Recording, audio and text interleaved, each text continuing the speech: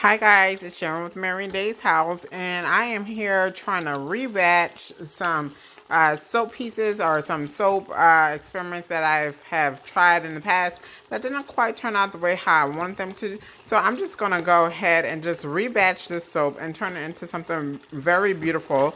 So these soaps or soap scraps have different things that I've tried out, with soap in the past. So it has some really good nutrients in it, but it didn't congeal well into a bar soap. So what I'm doing is you can hear it, melting it back down. And what I would do is just add actually a little bit more of live water. In here, I did add a little bit of coconut oil in here, and I will add some castor oil in here as well. Melt it all down and remold them into something nice, beautiful, and very healthy for the skin. So all of these are castor soaps, but I did add different things to each of these in the past, and so it did not quite turn out or harden the way how I wanted it to harden. Because some of them I added like different things like silicone or something to it, and it didn't. I did not do the ratio right, I should say. And so now I'm gonna melt them down and just see what comes of it. So this again is just another experiment. These actually won't be for sale. Like I said, Marion Day's House, we test out our products ourselves first before ever putting them out to sell. It goes through a big process with chemists and everything, just to make sure that we're making sure no bacteria is on here, no mold growth or fungus growth is growing. As you can see, the soap is melting down. But yeah, so we go through a bunch of experiments before we could even put it out there for you guys. So I know for sure that at least these experiments may have not hardened or cured the way how I wanted to. It's still great benefits for the skin. And to tell you the truth, I've been using like some of these things, but I said, you know what? Let me go ahead and just melt them down and see what I can make of it. So right now I am a mad scientist in the laboratory, just seeing exactly what we could do with these castor soaps. So guys, stay tuned and let's see what we can make up. All right, bye for now. Hey, so we're back. So right now you see the soap actually has melted a lot. So I've been going between like medium high heat and low heat. So what I put in here so far was like the coconut oil to help and some of the olive oil and a little bit of castor oil as well. And so what castor soap is basically, it's a vegetables based soap, really based off olive oil, but some people do use only castor oil as the base of their soap. I'm sorry, not castor oil, but coconut oil as the base of their soap. But coconut oil, I find, is pretty drying to the skin when used alone. So if you notice that you're using a castor soap that you may be buying from the store, and you may say, wow, my skin is like super, super dry from this, check the ingredients, because they may only be using coconut oil. And people who may use, like, for instance, coconut oil on their hair, people who just use coconut oil on the hair, they may notice that their skin or their scalp is a little bit more irritated. I'm sorry, I have children in the background being as loud as can be.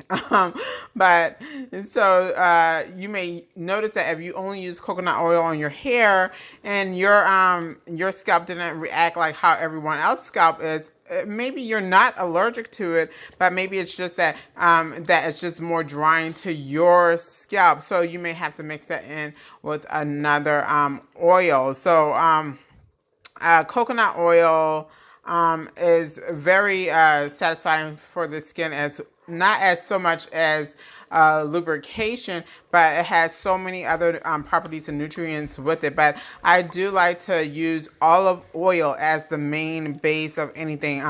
The coconut oil, if you remember, if you've been following Marion Day's house since last year, we were only using olive oil, but we got a lot of feedback from customers that, hey, I don't see the bubbles. I don't see the sludge. So coconut oil, when using the soap alone, it does not sludge up. So that's why we kind of created the Eva bar, which is the facial soap, and that does not have anything in it except the coconut oil and the live water, nothing else. And so it's just a great facial cleanser. But in order to create the sludge with our soaps, we have been putting in coconut oil, because coconut oil does create the bubbles that people love to see when they're washing off. Now, when the spa collection comes out in the summer, you will see we are using quite a bit of different oils and ingredients in those soaps. Is, oh my gosh, so luxe and luxurious. And so one of the things that my kids actually complain of, not so much the customers, they don't like the brown color. They don't like the brown color with the soaps. Me, I love any kind of neutral color, the tans, the browns, or whatever. And the reason why this one is so brown, because some of the soaps had some turmeric in it, some of it had agave in it, and some of it had honey in it. And when it does cure or harden, it does tend to turn brown, but the smell is very lovely in the house. Of course, it smells of a sugary type of smell. It smells very beautiful, actually. And so we're working on colors and putting and just kind of making it just white or a nice color like that. But we don't like to add colorants or food dyes or anything like that, because sometimes things may say, is not irritating to the skin, but you have to remember the basis of Marion Day's house. What we try to do is we try to create products for people with severe skin issues. So me, I have severe skin issues, and something that says it's not irritated in the skin, that means like people with I feel like normal skin, not severe skin issues. So I try not to use any artificial well, not try. I do not use any artificial colorings in here. So that's why you may see that we stick to our basic whites and our variants of brown. So you may see something a little bit more tan. Sometimes the turmeric gives off a reddish or orange color, depending on how much I use, how much turmeric I use in it. But I do make a turmeric bar soap for sensitive skin, because I love turmeric, but turmeric burns my skin. My skin is super sensitive, so I do make turmeric for a super sensitive skin like mine. So you can still get the benefits of the turmeric, but then you're not like left like trying to like burn your skin off, especially people with acne situation going on.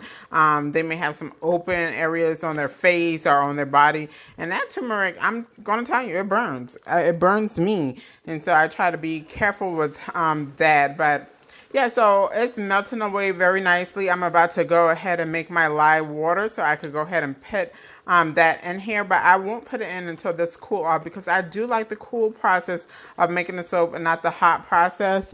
And I think what I will be dropping in here is like some ginger essential oils, because I think that just goes well with the dark theme of the soap. I love the way it looks. It looks like I'm just making some syrup here, so you can see how thick it is. It almost reminds me of the liquid soap, but I can't use this as liquid soap because I do have the Marion Day's House trilogy, I like to call it, the shea butter, coconut, cocoa butter, and the mango butter in here as well. So you know that it's going to harden over time, so I can't use this as a liquid soap, unfortunately. But I will be making some liquid soap tomorrow, because we have a big event that we're going to, and we're planning on selling lots and lots of product. So we've been very busy today, all day, just kind of just making some Marion Day's House products.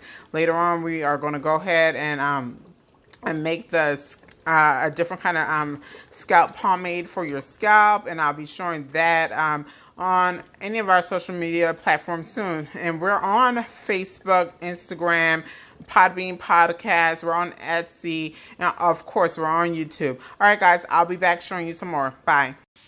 All right, guys, so I'm back. I did have to put the live water in without showing you guys, but because live water is very, very caustic and can burn your skin, so I am very cautious when using live water. So I'm gonna just mix this up and show you guys the results afterwards. Alright guys, hey, we're back. So this is the final product, well not the final, but the next to the final product of our Rebatch Soap. As you see, I have them in the little loaf pans. They're doing what they need to do. And yeah, I can't wait to cut into these and see what they turn out with. I'm very excited about that. And I just wanted to just go ahead and reach over here and pull out this turmeric and honey soap for a sensitive skin here. It is so beautiful, and that's what I was saying, the different variations of tan. So like in person, this looks pretty like light orange, but on camera it looks like tan. So that's what Marion Day's House is doing. Let me show you another one. This is another one of our bar soaps right here. And so we go with the white and the tan variations of tans right here. And that's what we're into, because we want our products to be as natural as possible without any additives or any kind of preservatives that may irritate your skin. So yeah, so right here, this is Rebatch Soap from failed soap processes. So hopefully we got it right with this. Like I said, these soaps will not be for sale. I just wanted to be a mad scientist in the laboratory today and show you guys kind of what I do in and out of the process of making some soaps and luscious soaps. And so you know that, hey, when I say, hey, this is in this collection, believe me when I say that the soap or the lotion or whatever, it is fabricated a bit differently from the previous collection. So I can't wait till the spa collections come out so you guys can get a taste of what a glamorized, luxurious, exclusive skincare product is like. All right, guys, well, that's it. So just remember, may your cup overflow with blessings and your skin be blemish free. Bye for now.